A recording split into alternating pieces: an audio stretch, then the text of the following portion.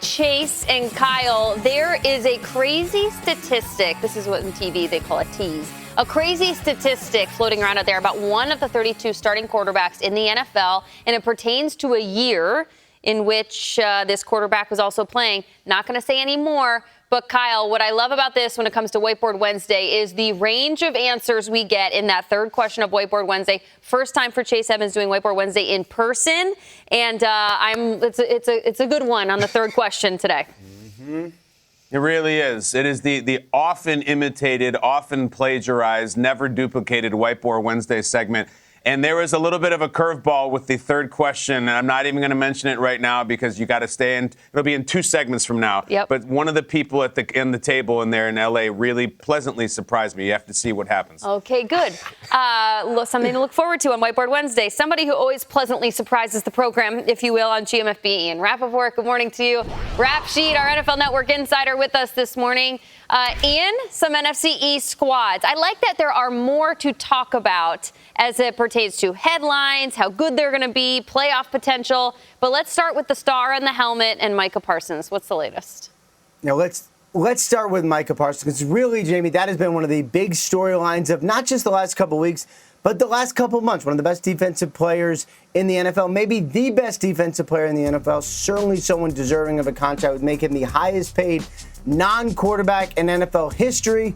Well, this has not gone swimmingly, and that shot you see right there of Micah Parsons watching practice in some form or fashion has been the story of his summer. He had those conversations with owner Jerry Jones earlier in the offseason where Jones thought they were negotiating a contract. Parsons left feeling like the Cowboys tried to take advantage of him for trying to do a deal without his agent present. He has requested a trade. Several teams are interested. Obviously, he's one of the best players in the NFL. The Cowboys have not yet engaged, and that is where it all stands. There have been, to my knowledge, no real negotiations of any kind between Micah Parsons and the Cowboys. There is still time. The Cowboys tend to wait to do these contract extensions, so right up against it.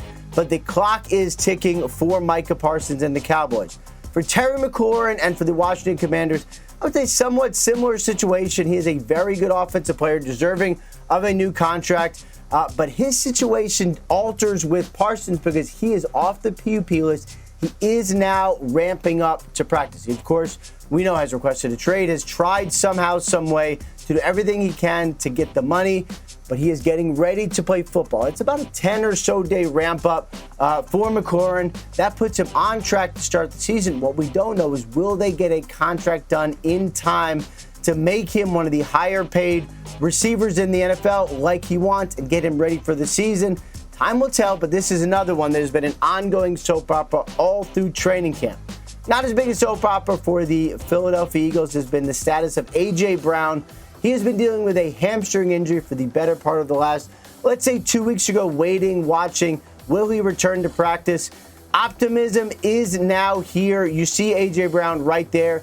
He is working out. He is doing individual drills. He is gearing up and getting ready to go to practice. His colleague Mike Garafolo told you yesterday on the Insiders, barring a setback, A.J. Brown should be ready for the opener, so no real issue there for the Eagles. All right, you covered 3 of them in the NFC East Rap Sheet. Appreciate you so much, but you can't not look at the Giants at this point in the offseason. In Brian Dable's first year as head coach, they made it to the playoffs, and after that, the team has been in a bit of a proverbial nosedive, which we hate to say about a team in the NFC East, especially when you have a Super Bowl champion that lies within your division. Manti, are the Giants going to be able to hang with the other teams this year in their division? Yeah, they can hang. They 100% can hang. That's not the question. Is can they win? Brian Daboll, ever since he's been with the Giants, he hasn't beaten the Cowboys yet, and he's only beaten the Eagles once. The team that he has had the most success against is the Washington Commanders, and that was before Jaden Daniels got there. Last year, they went 0-6 against the NFC East, but I think this is a Daniel LaRusso kind of Karate Kid thing, guys. Like they're going to start fighting back. I think they're going to start fighting back. They took some MMA lessons. They got well-equipped. Talk about being well-equipped. They go out there and they sign Abdul Carter. Or they draft Abdul Carter. I love that front. I've talked about that front a lot in this show. Not just their ability to get to the quarterback, but in that division specifically, you have one of the more athletic group of quarterbacks. It is not only imperative that you get to them, but I think more importantly in this case that you keep them in the pocket. Everybody knows that when you're playing against these athletic quarterbacks, the last thing you want to do is let them get out. Not only do you have Abdul Carter, but you have somebody like Russell Wilson that can get the ball to Malik Neighbors, one of the more dynamic receivers in the game. You have Tyrone Tracy. I really like Tyrone Tracy coming out of there. Now, I know Kyle loves Cam Scatterbull. We might see him too. But again, guys, it goes back to the pass rush. They've equipped themselves with a good defense, is what you need in MMA, what you need for Daniel LaRusso in the Karate Kid to be able to fight back and start to stand up for yourself. So, yes, they can hang. They've been hanging. But the question is, can they win? And I think it starts this year. Chase. Man, I completely agree with you, brother. And I think you hit it right on the head. When you talk about football, and it's not the sexy thing to always say, but the D-line controlling the line of scrimmage really, really matters. It is when you have Dexter Lawrence, you can say that it's sexy. That's allowed. That's allowed, Chase. I like it. It definitely is. And I'm right with Manti on this. I think the New York Giants, they have a top 3 D-line in football. I think you can book that. I think you can book that Abdul Carter is going to win Rookie Defensive Player of the Year. I think that you can book that actually Jackson Dart is going to actually develop, and I think the New York Giants might have found a franchise quarterback. I know it's preseason. I don't want to overreact, but I really like Jackson Dart's situation right now. I got the chance to play with Russell Wilson for a short time in the Denver Broncos situation. And as negative as that situation was, as negative as you could have always came into work with an attitude, he was the same guy every single day when it came from a leader standpoint, when it came from coming into the building, actually being a leader, showing guys what it means to be a pro. I think that that's going to be tremendous for Jackson Dart's ability to develop as a pro. When you talk about rookie quarterbacks coming into the NFL, it's not just about the coaching situation, but he has 2 veterans in that room that he can really lean on. He can ask questions on. He can feel comfortable about. I really like the trajectory of the New York Giants. With all that being said, though, I look at that schedule. I look at the division they're in. I don't know if it gets done this year, but I really do like the trajectory of the team. They're in the NFC East. I think the NFC East is probably, going to be like the NFC North this year. I think those 3 teams, Commanders, Dallas, and Philly all have like 10, 11 wins each. And I think it's going to be tough sledding. Chase, were you lucky enough to be on the team plane when Russell Wilson was doing high knees up and down the aisle? No. So, Kyle, that was... I want to hear about that. That was going to the Europe game. I got traded to Denver the week after that, but I definitely got told that story. But that was when people were asking about it, probably. They were trying to confirm. Oh. Yeah, I mean, a week after that, that's like a miracle. That's like you might as well have been there. That's an incredible thing. But listen, we are dwelling on the past, and I'm leading the charge of that. That's ancient history is now with the New York Giants. Listen, can they hang? Yes, they can hang because this team is going to run, and they're going to play defense, and they're going to be, I don't know how good they're going to be. I do think they're going to be really, really tough. And I also think it's easy to forget that Brian Daboll has been through it the last couple of years. This is a playoff-winning head coach. This is a guy who showed up in the league and started 6-1 with the Giants with wins over the Packers and the Ravens, and he had it together. Now, it's fallen apart for a couple of years, but the fact now that they reloaded and they have 3 different running backs, they're going to get the ball, and Tracy and Singletary and Scatterbull, like, I do not think this is going to be the Cincinnati Bengals offense. I think this is going to be old-fashioned, almost like a Bill Parcells-era New York Giants offense. A lot of running, a lot of talents, and a lot of things that they don't have. Look around the NFC East. The Giants do not have contract standoffs. They do not have one of their best players holding out. They have positive vibes only, as they say. They do not have quarterback uncertainty, unless you count the good energy coming from how good their rookie looks, but there is no uncertainty on who is going to start. The other thing the Giants have and the Daboll has, they have low expectations. They have low buzz, and that's perfectly fine. When you look at that division, it's the 3 teams, and then it's these guys. It's like that meme. I don't know where it comes from. It's like they show these cartoon dragons, and like 2 or 3 of them are like really evil and scary looking. Then one like has his tongue out and is looking sideways. That's allegedly the Giants. I would even say, listen, this question we're asking to open the show, I'm sitting in New York, is pretty patronizing. Can they hang with the other teams? Like, what is this, some sort of AAA team that gets called up to the majors? That is such a little fluffy nonsense. Can they possibly put a product on the field to stay with the mighty Cowboys? Yeah, they can hang. And I will add another thing. There's a barometer that I have every single day as the sole representative in this show in New York City. I walk in here in the morning, I have my coffee, and sitting here on the table is the New York Post. And it's always face up with the news side, which is horrific and some terrible thing I don't want to show. And I do this ritual where I come in, it's August, it's football season, and I turn it over to the back page, which is sports. And I want to know, when is it going to lead with the Giants? When is there a big thing of Brian Dable or Russell Wilson or Malik Neighbors or any of these great players? And I come in, and the date is August 20th. The opener is a couple weeks away. And I'm looking at the Mets. What are we doing here? I thought this was America in 2025. Is this 1980? Why are we talking about baseball? The Mets have won 3 straight. Wow, 3 straight. They're going to the World Series. Give me Giants. I have this quarter-inch little sub-headline about a lineman coming back for the Giants, which is wonderful. I don't care. This is America. Football is king in this country. Get this guy off here and give me a Giant. Until they do, I'm not ready to say the Giants are going to win the division, but let's at least start opening our eyes to, yes, they can hang. Kyle, there's nothing more American than the Giants on the back page of the New York Post, and Kyle taking issue with the nature of the question that we asked in the first segment on GMFB. I mean, it is patriotic in nature. And can they hang? Can they stay within 50 points? Careful. Do they know how to put their pads on? Yes, they're professional football players. Because I'm about to make you scale the confidence level on it, and I'm going to show you the Giants' schedule, and you're going to have to peel your eyeballs open and answer the question. There's nothing more American, Jamie, than me complaining about the initial question that was posed, them changing it for me, and then me complaining about that one. So, welcome. I only peeled back the curtain a little bit. You're the one that ripped it open, okay? All right. So, since we were able to hang with that question, let's bring Rap Sheet back in here to talk about a quarterback that's no longer in New York with the Giants. And apparently he's a starter somewhere else. Rap Sheet, please fill in the blank on this news headline. Let's talk about Daniel Jones, Danny Dimes, as Kyle's favorite tabloid dubbed him. I believe it was the tabloids that came up with this nickname. I don't know. It's a great nickname, one that, of course, Daniel Jones lived up to for a little bit with the New York Giants, leading him to the playoffs, leading him to a playoff win, and then unceremoniously got dumped by the Giants last year, ended up in Minnesota. And really, for Daniel Jones, who has been named the starting quarterback now for the Indianapolis Colts, that was where his big decision came last offseason. Was it, does he go back to Minnesota Vikings and compete with J.J. McCarthy to be the starter, or does he go to the Colts and compete with Anthony Richardson? He chose the Colts.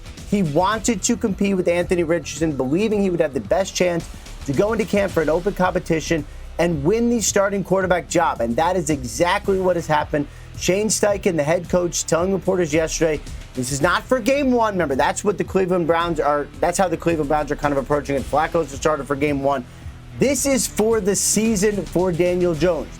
He has been consistent. He has run the operation. He has done the offense as Steichen wants it to be done. And he is now the starter, which means for Richardson, he is going to need a reset, probably not likely in Indy, barring some sort of injury. It means that the people who drafted Richardson, believing he was a franchise quarterback, including Chris Ballard, were part of the group that decided that he would no longer be the starter. There was a big day yesterday in Indy, and Daniel Jones now is their starting quarterback. All right, Ian, thank you so much. It's good to know, and I like how you use the term unceremoniously moved on from Daniel Jones. But he made a choice. He goes to the Colts, and now he's their QB1. Manti and I were having a discussion in the makeup room earlier about playoff teams and just like the sweat that's constantly beating at my forehead about trying to pick my 7 on each side. How does this make anybody feel about the AFC South, about the Colts for that matter? Manti, does it move the needle now knowing who the quarterback is and what the Colts could do if they want to make some noise? Well, it definitely moves the needle in the locker room. It's always good if you're Jonathan Taylor to know who's going to hand the ball off to you. It's always good if you're Michael Pittman, who's going to throw the ball to you. It's always good for your rookie out of Penn State to know that, man, when I run this, who's going to throw me the ball? I think it's so imperative for Shane Steichen. I think in this RPO system that he has there, I think that's one of the main reasons why Daniel Jones, or could be one of the big reasons why Daniel Jones chose to go to the Colts. Was it to compete against Anthony Richardson? Maybe. But I think when you're looking as a veteran in this league, which he is, you're looking at a system and a situation that fits your abilities and your strengths. And when I look at Daniel Jones, he has the ability to scramble. He has the ability to use his arm. But then also with Shane Steichen and this system, you're not going to be required to throw the ball down. Look at all of these highlights. It's within 10 yards of the line of scrimmage. That's where you want to be if you are, and then he's going to throw a bomb in this play. Great. Yes. Hallelujah. Thank you. You want to be able to be in a system where you throw the ball the way you want to throw it in places on the field that you want to throw it in. So I really like this match for the Colts and Daniel Jones. What do you think, Chase? I agree with you, man, Ty. I think that it's a good situation for Daniel Jones. I also believe that he probably went to the Colts because I'm a big fan of the Colts. I think they're one of the more underrated teams in the NFL, especially on the offensive side of the ball. They're always known for having a stout, strong offensive line. You obviously got Jonathan Taylor over there. I think they actually have one of the deeper, underrated receiver rooms in the NFL. Going with Michael Pittman, you got Josh Downs, and you got Tyler Warren, the rookie coming in. Yeah, Adonai Mitchell coming in. I think he's going to have a big year. So I like the matchup for it. And I just think that, Shane Steichen's coaching for his job, right? That's just what it is at the end of the day. And Anthony Richardson, for better or for worse, because of injuries or whatever the case was, sometimes the situation didn't always work out the way that the Colts would hope for. I think they wanted to bring in some new energy. They wanted to see what they could do with Daniel Jones. And, I mean, you know what it is, bro. Follow the money. He got paid, I think, $14 million this year when he signed with the Indianapolis Colts.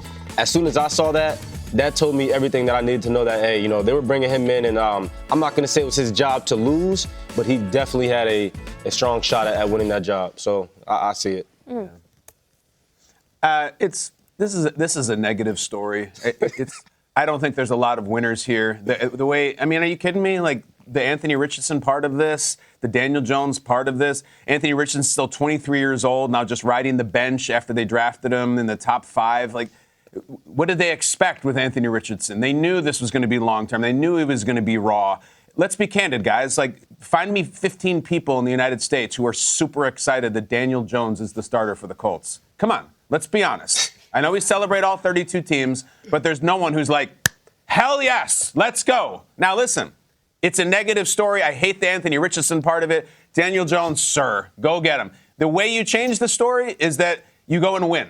And you win. You have 2 home games to open the season. You're playing against Miami and Denver both times at home in front of your home crowd, in front of the dome. Go 2-0. Go do it. You're very experienced. And then it's all of a sudden nobody is clutching pearls and crying for Anthony Richardson. No one's saying this is a shame, myself included. Go win. But there's so many things to be excited about. Like, I just don't think a retread coming from the Giants to start for the Colts, who take the job from someone that they put a huge investment in and faith and confidence behind, who's now benched. That's not something at 8:17 Eastern that gets me fired up. There's a lot of stories that do. This, to me, is kind of a negative story. Titans quarterback, the number 1 overall pick, Cam Ward, got into a shoving match at practice with defensive tackle Jeffrey Simmons when tempers flared after Cam Ward threw a touchdown on the defense. Simmons spoke about the incident yesterday. At the end of the day, quarterback, hands off the quarterback. Anybody on this team know, everybody in their locker room know, I love a lot of my guys. It happened at practice. People on the outside, you guys, y'all blowing it up. Shouldn't get blown up. It's training camp, temper flares, move on. At the end of the day, can't touch the quarterback. It's the same thing. If we joint practice and somebody touch our quarterback, trust me, I'm going to be the first one in there. So I respect the hell out of our offense for having their quarterback back, having our quarterback back. But at the end of the day, it's football.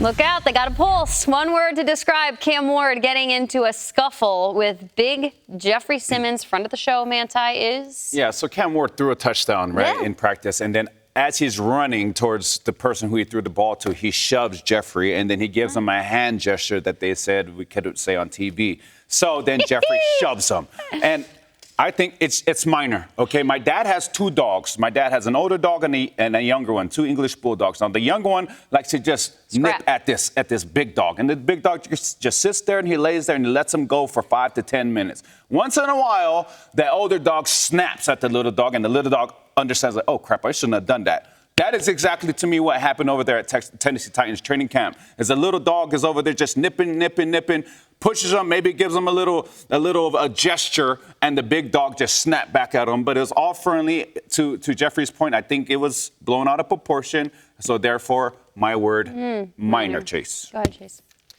Give it to me right here, man. Irrelevant. Completely irrelevant. I'm going to actually go here and shout out Cam Ward because I love your little touchdown celebration that you be doing. It's blown up in Miami, and that's exactly how I feel about this storyline right here. It's like, what are we talking about? We had all draft, all offseason to actually talk about my man, the number 1 pick in the draft. Didn't really get no type of media storyline about him. Now you see they're trying to pick up some noise, talking about, oh, he pushed Jeffrey Simmons. They got in a shoving match. It's completely irrelevant, man. Tempers flare a little bit. They're training hard. They're practicing hard. It's a lot of competition. I think they need to just calm it down. Cam Ward, I'm finally glad they're talking about you a little bit, brother, because I am a fan of your game. I think he's going to lead the Tennessee Titans to a better year than most expect. Chase, what does that celebration mean? What is that? What's he doing there? You got to ask Cam. I think it means, like, to the crowd, like, calm down, calm down. That's what I think, Kyle. Apparently it's from Zombieland. Okay. Someone in my ear just said that to me. It's from the Woody Harrelson movie Zombieland? I think there's let's look it up. Go, Kyle. All right, I don't know. I know the movie, Jesse Eisenberg, and there's a sequel to. We've shown it 26 times on the air, so I guess it's not something vulgar. So sometimes you don't know, but it looks pretty cool. Is he going to do that in the league? I hope so. I like it. All right. Zombieland Twitter, you can tell us. My word, I just used this word in discussing the celebrations. For me, Cam Ward getting into a shoving match with his big D tackle is cool. I think everything Cam Ward has done is cool. I like that he did it. I think it's fun that he mixes it up. This goes back weeks now that they said that Cam Ward talks and he chirps the defense. That's awesome. I love the presence. I love the moxie. And I love that he and Jeffrey Simmons are totally secure with it, that they had their little dust up. But Jeffrey Simmons says that if it happens in a game, I'm going to be the first person in there. It's awesome. He is developing respect, admiration from these veterans. You know, the Titans are trying to build something here. And these types of little moments in camp, I think that's connective tissue that you will find in January and December. Who the hell knows when they'll be playing? I like it. It's cool. Everything Cam Ward does to me is cool. I don't know about the Zombieland, but apparently that's pretty cool too.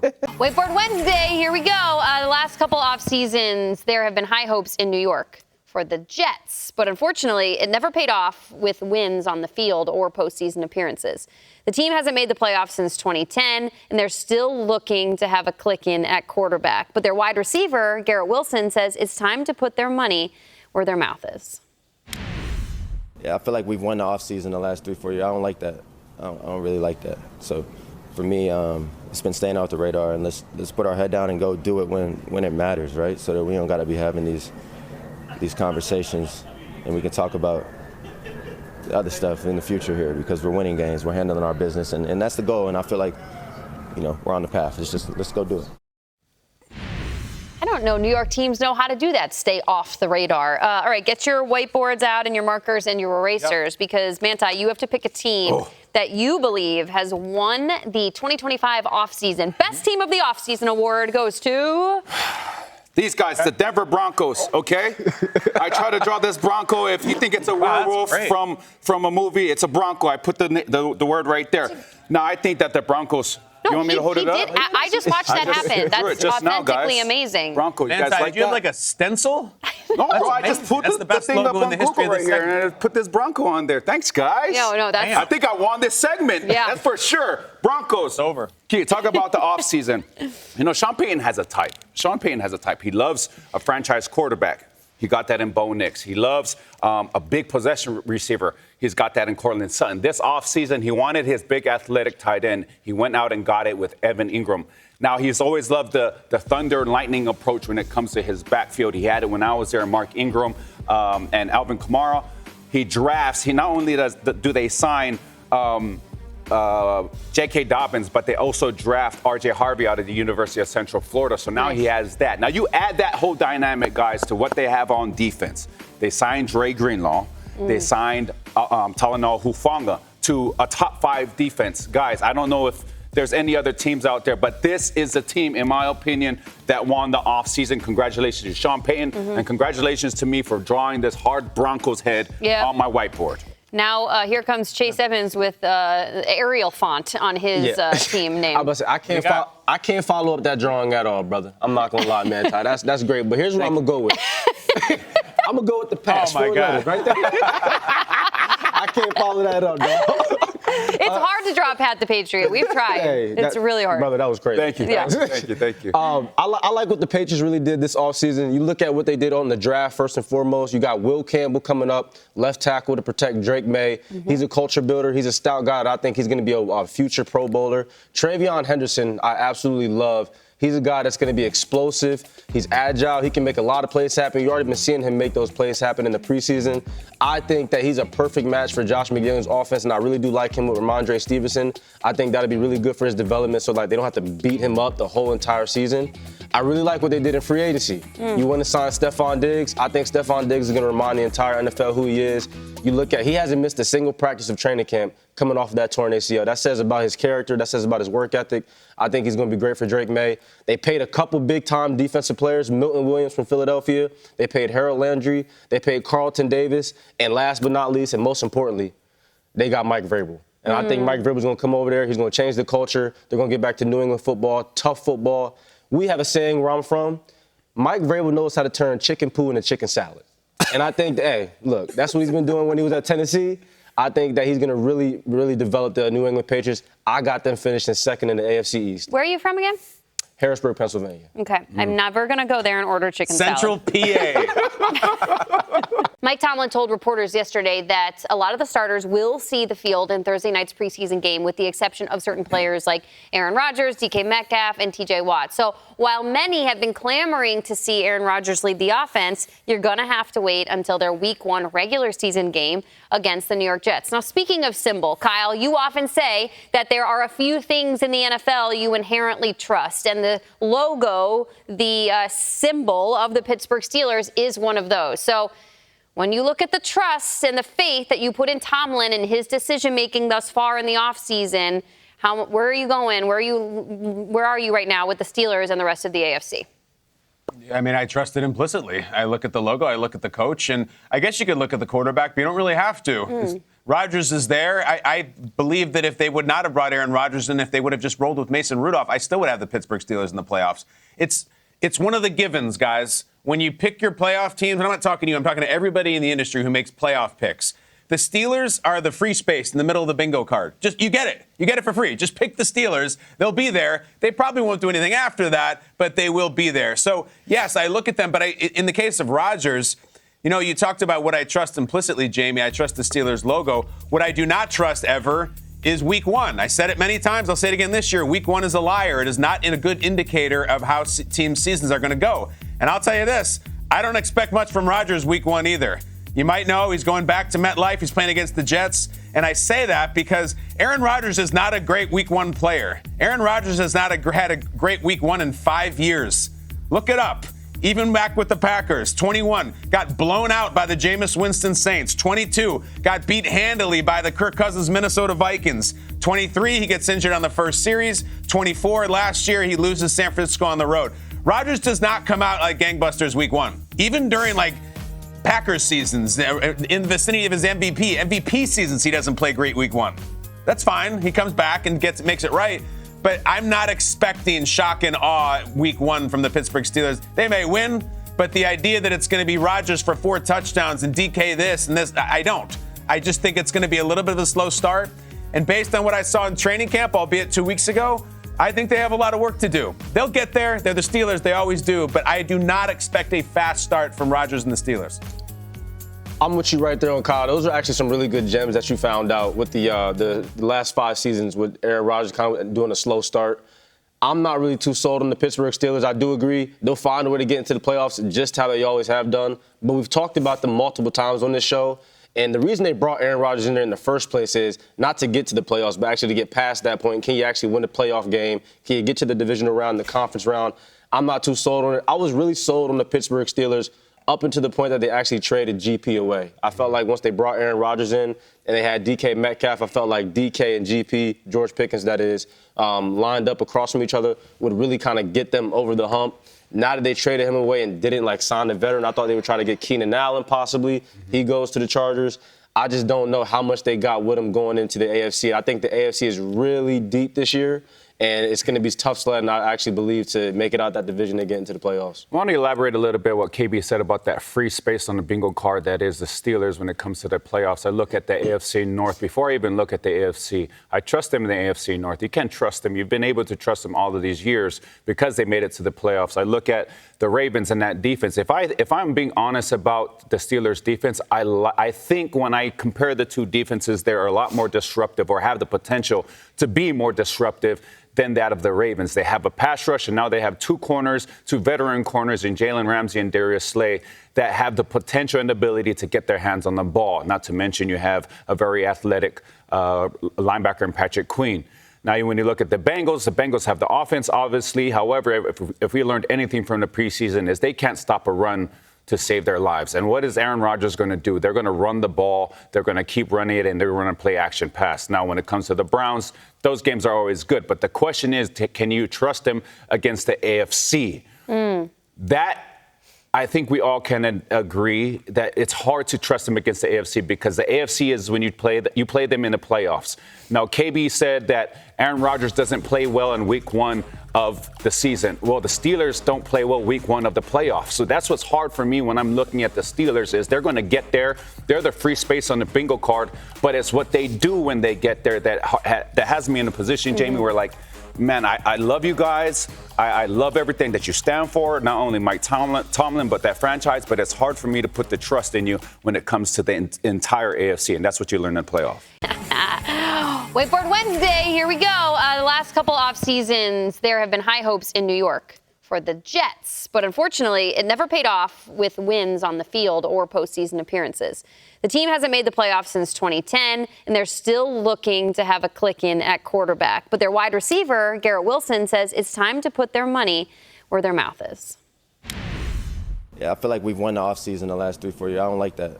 I don't really like that. So for me, it's been staying off the radar, and let's put our head down and go do it when it matters, right? So that we don't got to be having these conversations, and we can talk about the other stuff in the future here because we're winning games, we're handling our business, and that's the goal. And I feel like, we're on the path. It's just let's go do it.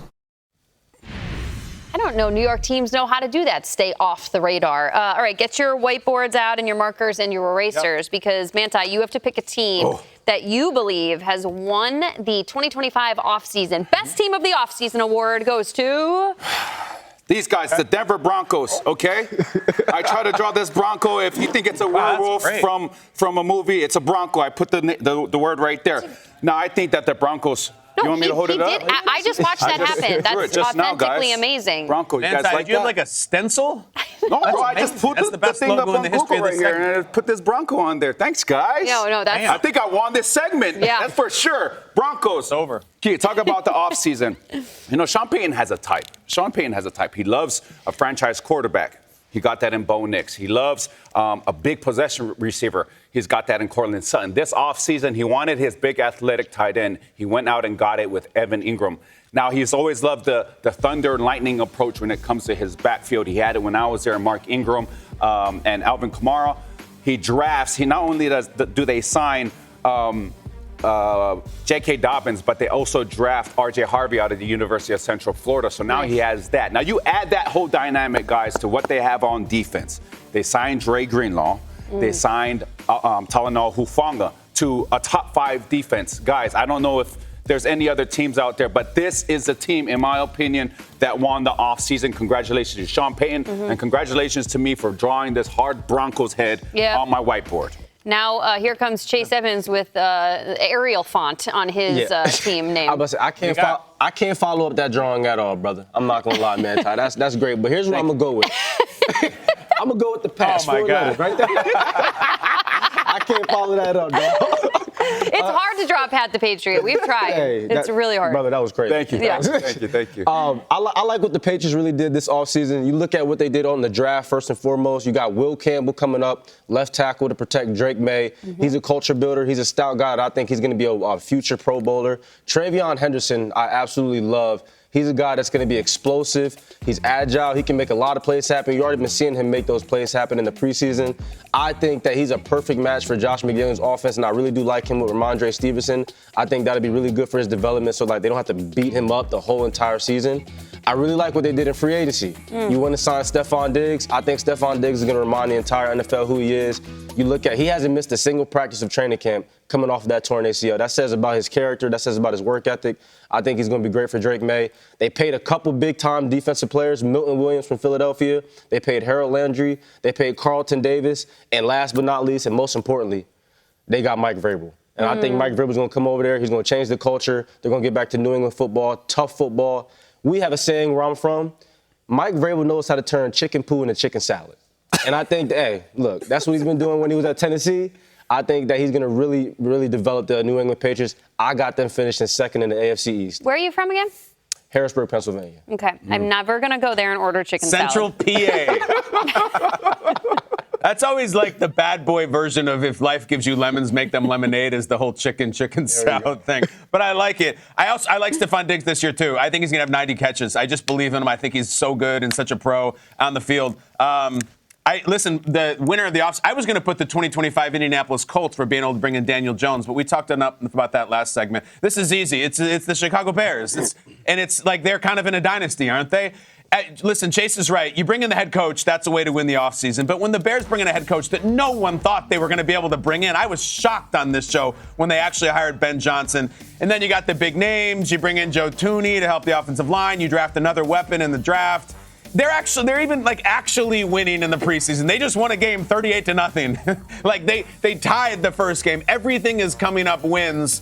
Not to mention all kinds of other things in the division that helped them, like their opening game is against the Vikings without their second best receiver. There's just a lot of things coming up for the Bears, which means nothing, which actually is maybe kind of a bad harbinger because the offseason champ never wins the regular season. But right now, it just amounted to this. Bears, if you don't win this game this season, I don't know what else they can possibly do in the offseason. Nice work. I'm watching Manti struggle with arts and crafts over here, and I'm actively very distracted. I'm sure it was a wonderful answer, Manti. The Denver Broncos won an Emmy. There was a full circle moment for Marvin Harrison Jr., who spends some time with his dad's quarterback, Peyton Manning. It's a great picture, and it elicits a lot of emotional responses about memories of what Peyton was able to do with senior or what Marvin Harrison Jr. could do maybe with the Cardinals and Kyler Murray moving forward. But it does beg this question. Pick a former quarterback. Pick a current wide receiver and tell us why you want these two guys to link up in one game, Manti. Okay. Just go to town. This is a good one. This is a really good one. Okay, you guys follow me on this. So if I had to go back and I wanted a former quarterback paired with somebody this year, thank you, James, it would have to be none other than the GOAT himself, Tom Brady and Chisholm, Welker, Edelman, Amendola. Like, we all saw what Tom did with all of these receivers, these short little stocky wide receivers. He Woodhead, all of them. Like, got a lot of Super Bowls with them. Like, I wish that Chisholm had the opportunity to play with somebody like Tom Brady. Tom Brady has a lot of rings because of guys like Amendola, because of guys like Welker, because of guys like, who else? I mean, Edelman, Woodhead, all of them. I would want to pair these two up, because I think we would have a lot of segments about these two, especially from Jamie, because Jamie loves Chisholm. Yes, I do. Efton Chisholm. That's my guy. Chisholm. That's my guy. Shout out to Efton Chisholm, man. Yeah, right? I didn't know about him until Manti just put me on game. I love his story. But let me tell you what I'm going with. I'm going with the obvious. Throw it back to like Madden 2008. Right here. Oh! Vic and Cheetah. Give me Vic and Cheetah, man, all day. I think that these two guys. Can we pull up the clip of the Philadelphia game, play one? Michael Vick, that sticks out to me all the time. I mean, look at this. About 70 yards in the air on a dime. And D-Jack was one of them ones. I mean, D-Jack outran every single person. I think Cheetah puts him to bed. Puts him to bed, absolutely. I would love to see that connection with Tyreek Hill and Michael Vick. That's what I'm rolling with. I still can't believe that the ref's heels didn't get clipped on that catch. If you watch how closely the two of them overlap on the route, right there. Oh, man. Yep.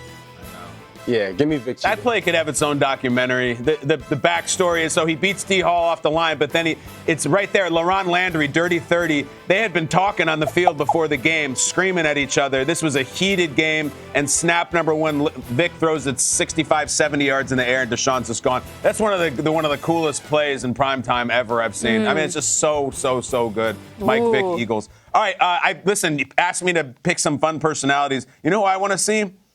I want to see Jay Cutler and George Pickens. Kyle. I feel like there's some spicy ingredients going in the fact that, like, you look at Cutler and people have picked apart his relationship with Brandon Marshall a bunch of times. You look at Pickens, they pick apart everything about him. Cutler, I just didn't even see till this morning in the news cycle right now for being on a podcast talking about his divorce settlement with his wife. That's great. I'm sure his kids love that. Cutler and Pickens absolutely just chucking it down the field to Pickens on the sideline in the huddle. I just want all the personality, or in Cutler's case, allegedly, all the apathy, and just see how that soup cooks up. That's just like, I sat there and I'm like, give me Cutler. Cutler was the base ingredient. I was always going to go Cutler. And then I'm like, who would just add some spice in the league right now? Tyreek would have been good, but George Pickens, he's such a mysterious player. Give me these two. Wow, Kyle, that's what I was going to ask you. Is you must have started with Pickens and worked backwards, but you went with the Cutler experience. The other way around.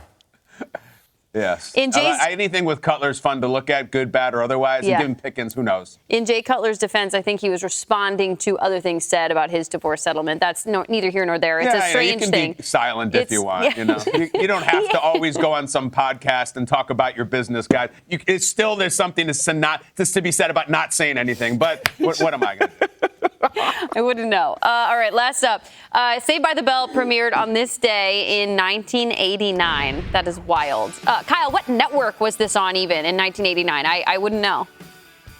I think it was ABC. I mean, it was one of the big threes for sure. And when it was NBC. Okay. NBC. All right, yeah, cool. NBC. It was the peacock logo on the bottom with the stereo headphones on it. Cool. It was great. Then I got up in the morning. And Amazing show. There she is, Tiffany Amber Thiessen, a.k.a. Kelly Kapowski, was Zach Morris's crush at Bayside High School. And that is just the beginning of the list in terms of people that had crushes on Kelly Kapowski. Mm-hmm. Your TV crush growing up, Manti, was who? There was no list. This is the only person on the list. Okay, Pink Ranger. Come on, guys. You guys know the Pink Ranger. Hell yeah. Her name was Kimberly. Like, look at that.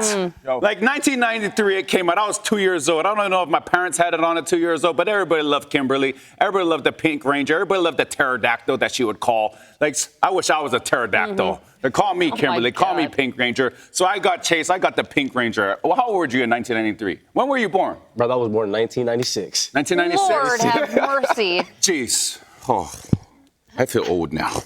That's Kimberly Hart. She's first ballot Hall of Fame childhood crush. Yes. Fantastic. Great actress, too. Wonderful person. Let's go. Yeah.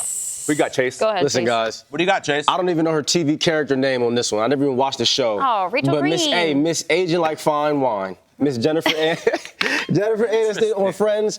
I love her. I think, she looked the same. If you could pull up a current photo of her, because that's how much she looks, how good she looks. That's going to be my celebrity crush right there, TV show. I never even saw Friends, to be honest. Oh, okay. Let's review that again. So you're saying that Jennifer Aniston, a.k.a. Rachel Green, is your celebrity crush from your childhood, but you've never watched Friends. I've never watched a full episode from start to end. Don't need to.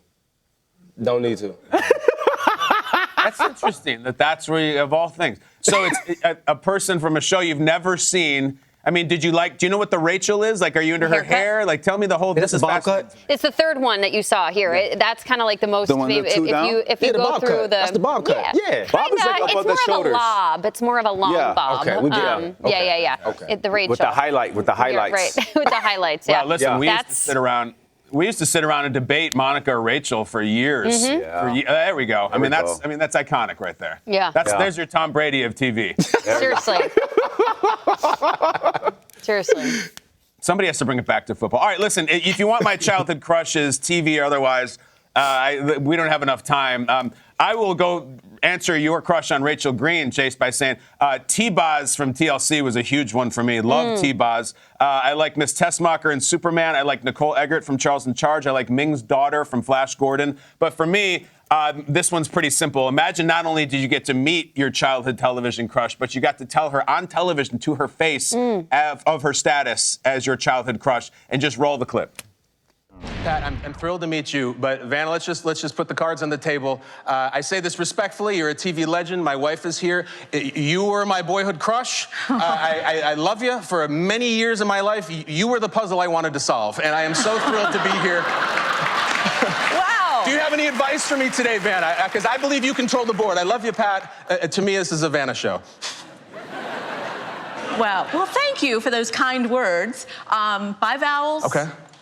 Pretend like you're in your own living room, not here. Just concentrate on the puzzle board. Yes. Not me, okay? Keep me out of it. Think of the puzzle. Wonderful. I love That's it. You were the puzzle I wanted to solve?